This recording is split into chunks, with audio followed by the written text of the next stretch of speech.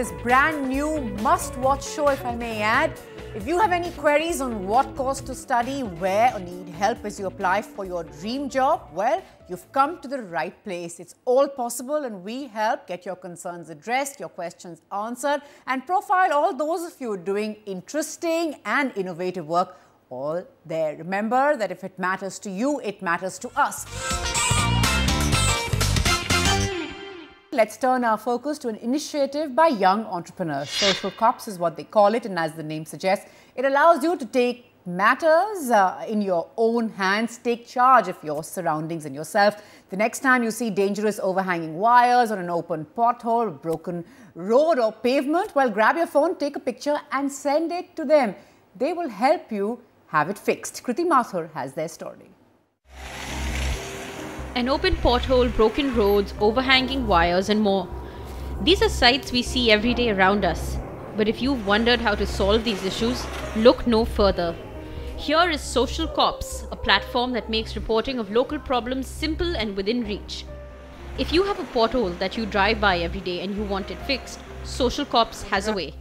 All you need to do is take a photograph of the pothole and your phone takes your GPS location, and you send this to the Social Cops database.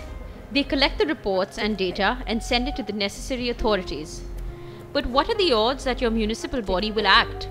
One of the most important campaigns that was like a very successful campaign was I Lead Ranchi campaign that was run by the I Lead Ranchi team in Ranchi. So they were basically focusing on broken streetlights. So there were 4 just college kids, went out in the streets, found all the broken streetlights in the city, aggregated the data and sent it to the mayor of the city.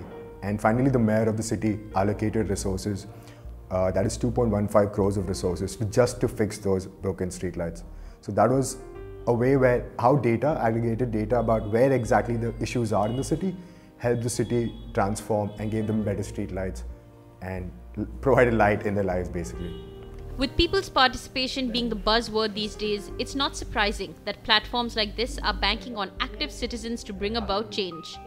So the interesting thing about data and crowdsourced data that comes from citizens is that, especially in developing economies, it becomes a very important resource to understand how processes are running and to make processes run better, because there are citizens everywhere and there are 980 million mobile phones across the country. How can we make these citizens ensure and monitor these processes? So I'll give you an example of what we did in sanitation. So if you look at how sanitation, garbage collection works, it's something that's outsourced to third-party service providers.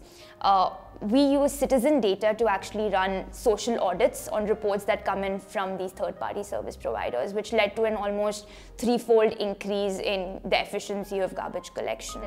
For Varun and Prukalpa, the idea of Social Cops came on a long journey.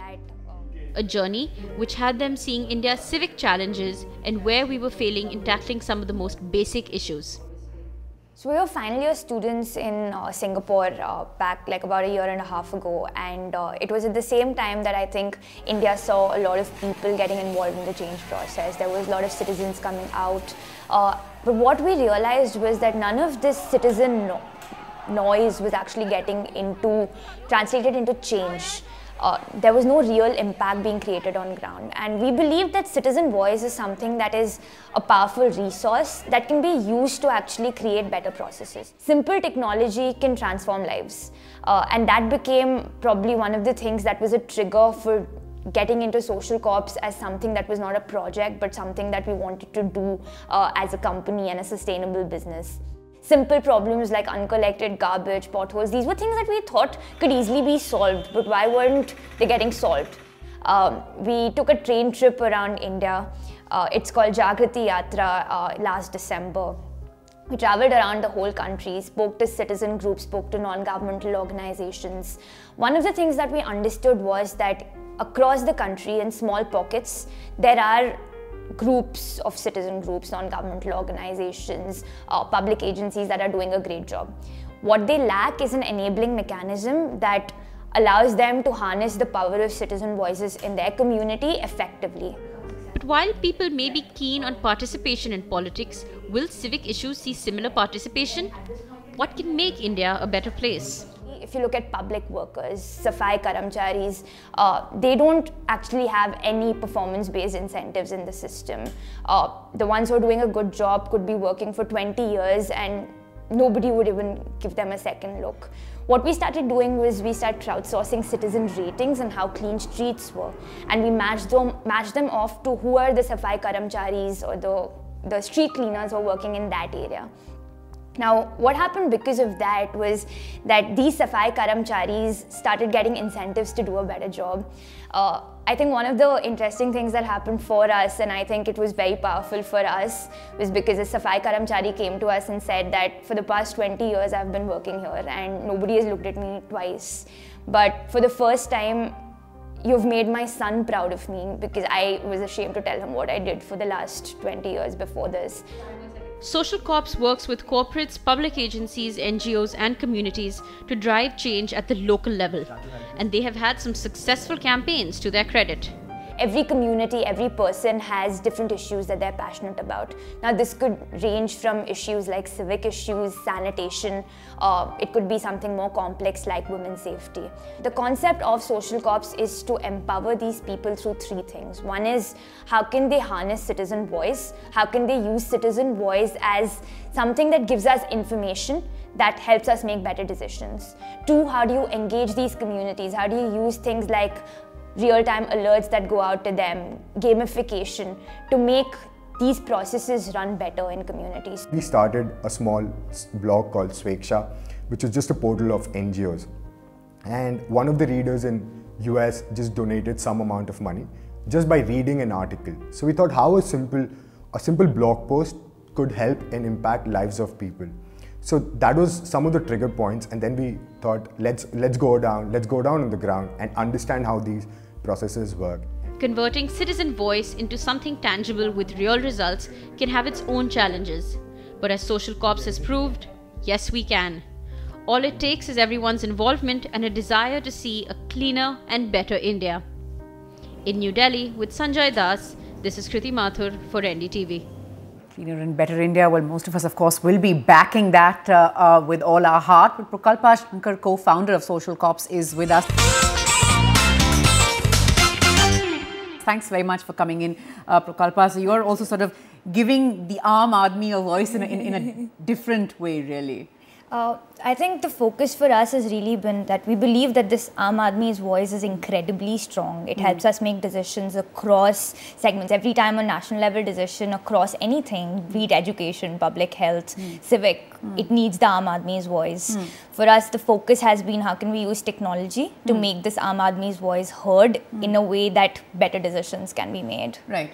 And it has achieved results. For instance, we just heard in that report, Ranchi was, of course, one big place where you had big success. I would imagine hoping to replicate that across India. But Definitely. What really are the two biggest challenges? I think some of the biggest challenges for us at this point has been we're looking to build our team, get some great people on board. So that's definitely one of the things. And, I think for me personally, like this has been probably one of the best learning experiences that's ever been. So I think challenges will always be many in terms of just how can you create a sustainable model out of this? How can you ensure that you're doing the right thing? We're still a small team. So yeah, it's been a very interesting experience. We've been learning a lot. There's been a roller coaster. So I wouldn't say there's been really one big challenge, but I think it's just been every day has been like a challenge. And challenge in itself, really. Yes, I think that most of us would actually identify with that. And it's quite interesting that the idea, sort of the awakening, maybe in a sense, or sort of your realization that there is a great need for something like this came on a sort of Bharat Darshan or a train journey across India. Tell us a bit more about that. So I think we'd been thinking about all these problems around us, right? So starting from simple civic issues to, things that get a little more complicated, we were kind of thinking about all these problems and they were always at the back of our head. And last December, we decided to take a train trip around India. We were visiting social entrepreneurs in the grassroots. And I think the interesting thing for us that came out of Jagriti Yatra was on one hand, we realized that there was a lot of will on the side of citizens. On the other hand, we met non-governmental organizations, we met public agencies, trying to understand what was it that would make a community come together and how can you empower them in better ways.